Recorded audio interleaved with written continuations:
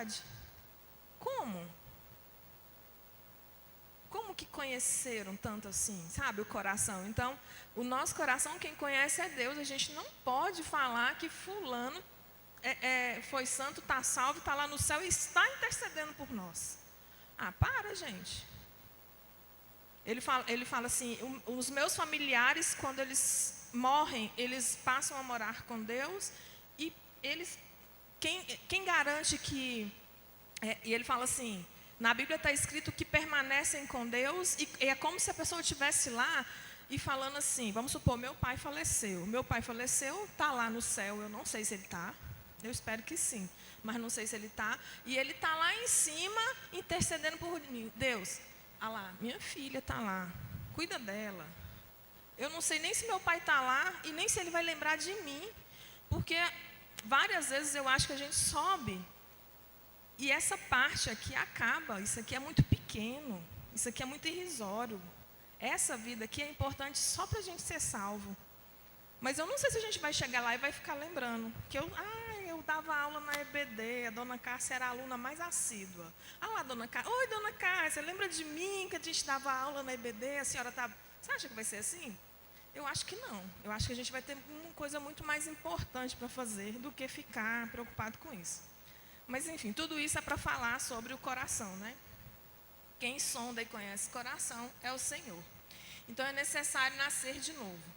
Lá em Romanos 8 fala assim, 8 de 15 e 16. Pois vocês não receberam um espírito que os escravizem para novamente temer, mas receberam um espírito que os adota como filhos, por meio do qual clamamos, Abba, Pai.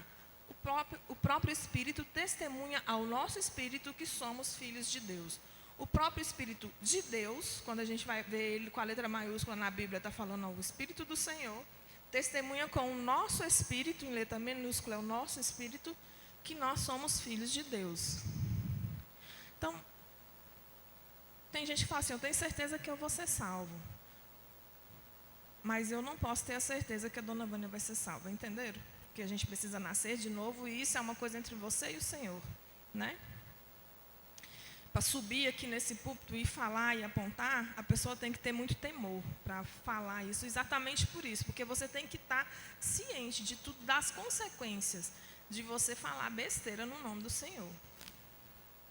É muito sério isso. A salvação, ela é muito séria. O nascer de novo é muito sério. Fazer parte da família de Deus é uma honra. A gente tem que entender que isso é uma honra. Cara, quantos bilhões de pessoas nesse mundo e eu faço parte da família de Deus?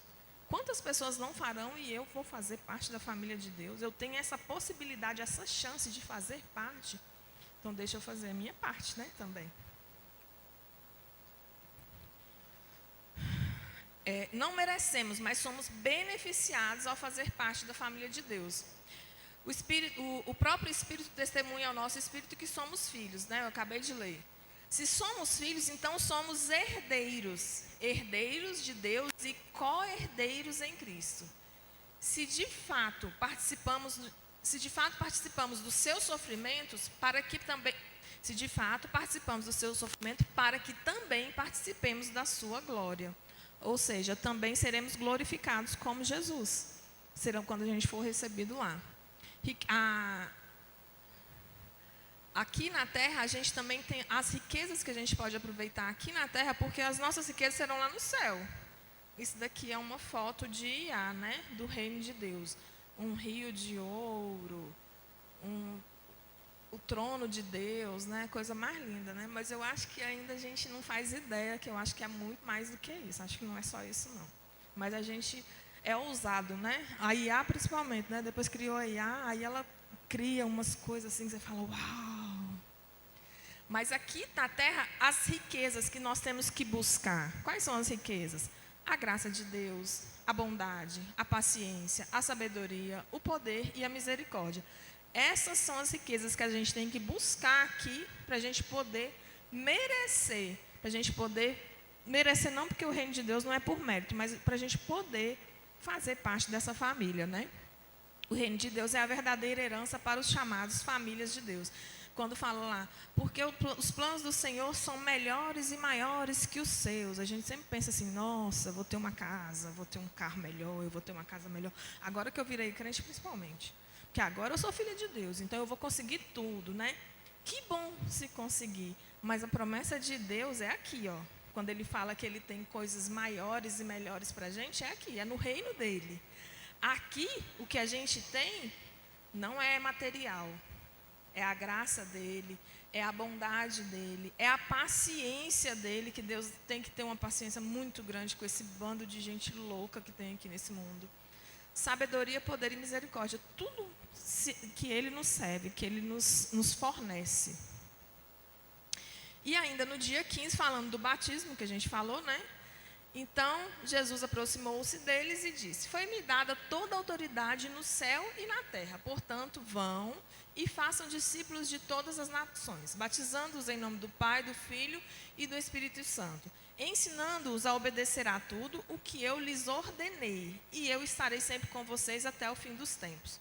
O batismo é uma forma de fazer parte da família de Deus? É e não é, porque ele é um compromisso público, a gente já aprendeu isso aqui, né?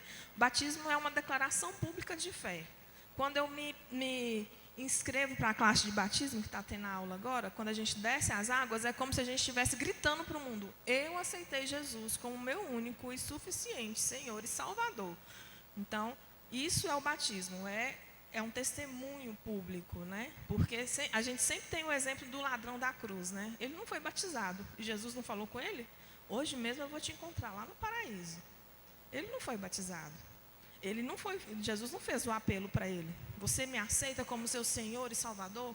Ele não teve isso. Ele simplesmente falou, ô Senhor, se lembra de mim lá no teu reino. Quando ele fez isso, o que ele demonstrou? Que ele cria. Ele cria que Jesus era o Senhor, que Jesus era o Rei dos Reis, que Jesus tinha um reino nos céus e que Ele que era o Messias que eles estavam esperando. Então, essa que é a parte importante, você crer, acreditar em Jesus e ser obediente. Também não adianta crer, acreditar no Senhor e não obedecer, né? Não conhecer as Escrituras. Como que a gente obedece? Conhecendo a Bíblia, a minha está ali. Conhecendo a Bíblia, as diretrizes que estão na Bíblia, né? As direções que o Senhor deixou, está tudo escrito aí, né? Então, a pergunta do dia 15, como começar a tratar os outros crentes como membros da minha família? O que a gente pode fazer para a gente começar a tratar o irmãozinho como nosso irmão de verdade, né? Aí fica esse desafio aí do dia 15.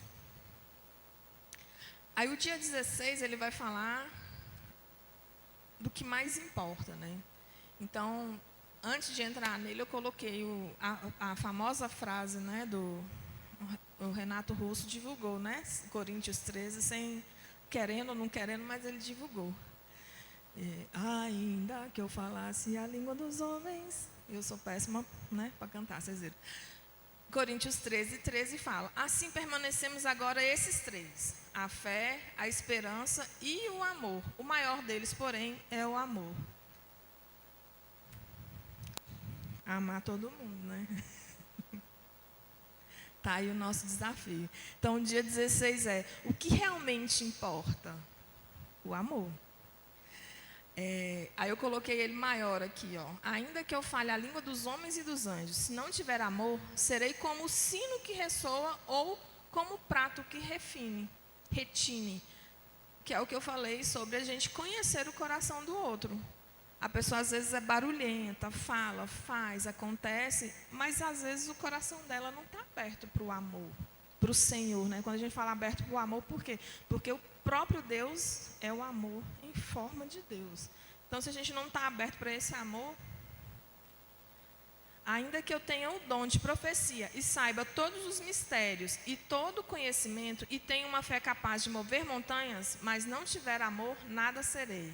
Ainda que eu dê aos pobres tudo que possuo e entregue o meu corpo para ser queimado, mas não tiver amor, nada disso me valerá. Então, o que realmente importa é o amor. O amor do Senhor. O amor em forma de pureza, né, de santidade, que é o amor que vem de Deus. E este é o amor que, lá em João, 2 João, e este é o amor que andemos em obediência aos seus mandamentos. Então, lá João completa Paulo, porque ele fala, esse é o amor. Não é só eu amar, virar para o meu marido e falar, eu te amo. Não. Meu filho, filho, eu te amo. Não, não é isso. É andar em obediência aos mandamentos do Senhor, que é o que eu acabei de falar. Está na palavra.